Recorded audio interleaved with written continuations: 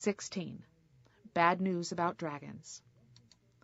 She slipped, stumbled, and flew down the stairs, the egg scorching her hands, flung herself through the heavy front doors, and then tucked her chin down and ran just as fast as she could for the river. She wasn't really thinking. She was just getting away from the suddenly dreadful rider with the wild Samodiva streak running through her hair and her soul.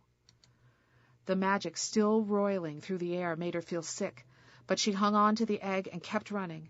She caught glimpses of things being made wrong by the strangeness, something peculiar going on with the trees in the park, the carousel spiraling up into the sky as if some very powerful giant had snapped his fingers and closed around the pretty flag at the top and pulled. But she had no time to stop and stare. Fear made her feet swift and powerful, all the way to the bridge, where a crowd of eager tourists leaning out over the bridge's stone railing got in her way and slowed her down. That was when the lack of air caught up with her. She let her hands fall to her knees for a moment, the gargoyle's egg still very hot against her palm, and gasped a few times for breath. Which was how she saw that little flowers were growing under her feet, stretching around the soles of her shoes to blossom, ping, right there on the bridge. She was so itchy inside her skin. One more moment, and she too would be pinging into something completely new. It was the strangest feeling. A child turned her way and smiled. "They're doing tricks." "What?" said Maya. That was about all she could manage to say. "You know, the big, big fish in the river with their beautiful teeth."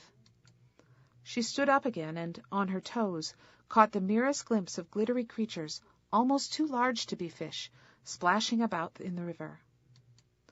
Someone on the bridge threw a bright arc of sardines into the water, and the swimming things kicked up a deeper froth, and the fear came back into Maya's feet. She was running along the banks of the river when she heard someone calling her name, not in a raspy Samodiva voice, but the way ordinary unmagicked humans called out names of people they're fond of. "Maya!" She whirled around to look, the gargoyle's egg cradled in her arms, and her eyes all blurry from exhaustion and worry, and a moment later Valko was there. Valko! Her relief was so enormous that she forgot to be afraid or angry or worried. All those emotions just fell away in one great swoosh. "You didn't come," she said with her last bit of gasping breath. "My Baba Silva had me under lock and key," Valko said. "I'm so sorry. Are you okay? Some crazy stuff is happening out there. Did that rider try to eat you or something?" "I ran away," said Maya, and she was so tired all of a sudden that she just sort of melted down onto the pavement. Her head was ringing, her face as hot as a gargoyle's egg, and little stars of light were prickling in her eyes. She could feel Valko's hand on her shoulder, steadying her, but she couldn't find the energy to open her eyes. "I'm so sorry," he said again. "Please don't faint." "Huh, flowers, that's weird. Here, get your head lower and keep breathing. Any better?"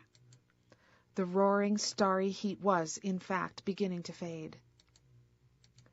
Valko waited for a couple of minutes, giving her encouraging pats on the shoulder from time to time, and then he gave her a hand up, carefully so as not to squash all those baby pink and yellow blossoms welling up all around. "The gardeners have been busy," said Valko, but you could tell he was uncertain about it. And Maya was on her feet again, feeling woozy and embarrassed. "Guess I ran too fast," she said, and she gave Valko a shaky smile. "And you didn't ask me about the egg." She held out her hands to show him. Valko whistled. "Well, there you go," he said, but he eyed it with distaste.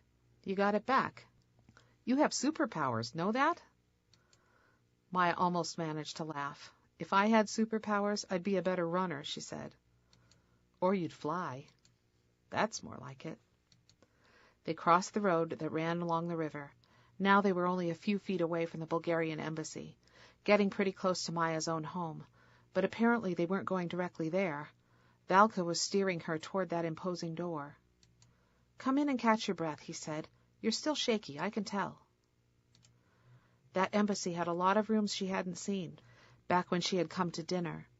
There were the big fancy kitchens somewhere that did the cooking for parties and awards dinners, and there was a very ordinary, smallish kitchen upstairs, all yellow linoleum, that the Nikolaus could use when they didn't want to be fancy.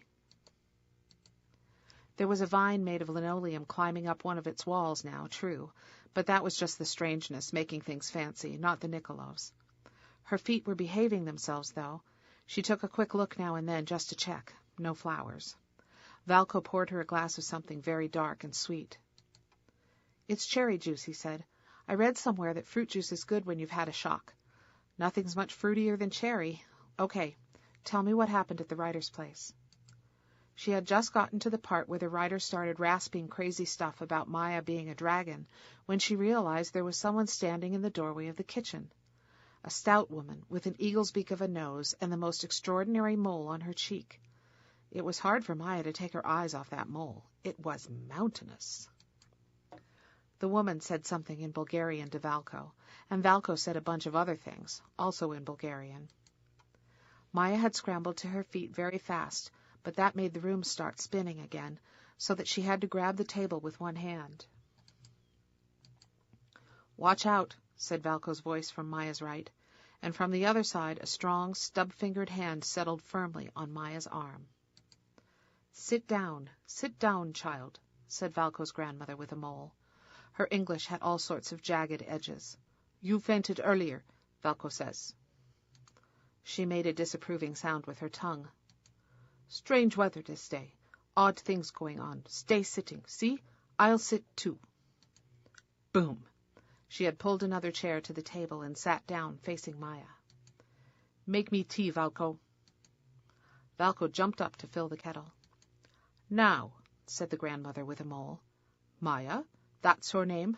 Nice Bulgarian name." "I thought it was more like a Hindi name," said Valko from the kitchen counter, "or maybe Spanish." "Valko, Tico," said the grandmother with a frown. You didn't have to know any Bulgarian at all to know she was hushing Valko up. "I said Bulgarian name. Where's my tea?" "Cooking, said Valko. "So, Maya," said the grandmother with a mole, "you are this American friend of my hooligan grandson." Maya nodded. "Well, he already lived too long in America. It's a problem. All he cares about now is baseball and Mickey Mouse and Hollywood films with cars exploding like fireworks." "Really?" said Maya. She had never heard Valko say anything about baseball. "Yes, very bad," said his grandmother. "No, not really," said Valko, leaning over to silence the tea kettle. "Am I talking to you?" said the grandmother with a mole. "No, I am talking to this Maya here. So he is becoming practically an American boy. Then they moved to France. I think, all right, something new. Variety, world travel. Then I hear Valko has a new friend. From where? From America. So now we're back to baseball and that Mickey Mouse. I think time for Valko to come home. Now you understand. You are a sweet, nice American girl, I'm sure. But this boy needs to be Bulgarian." Valko made a growly sound and put a glass of very dark tea in front of his grandmother. "Sugar," she said. He brought a bowl of sugar and another little bowl of honey. Maya was still trying to get her head around the news that it was because of her, the friend from America, that Valko's grandmother with a mole had suddenly decided to drag him off to Bulgaria. That was not a very nice thought. In fact, it made her somewhat cranky. "Excuse me, Mrs. Hoops." This was Valko's mother's mother, right? So what was her name exactly? Maya tried to catch Valko's eye, but he was putting cups away in a cupboard behind them.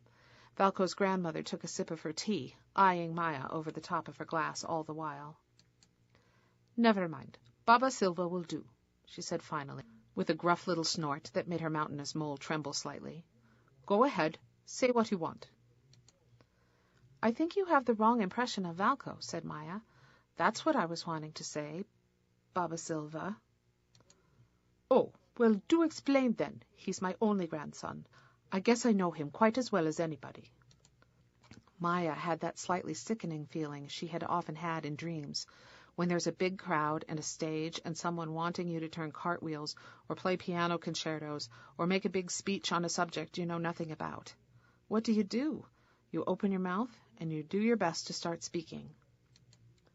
"The thing is, Baba Silva, how could you think Valko's not very Bulgarian?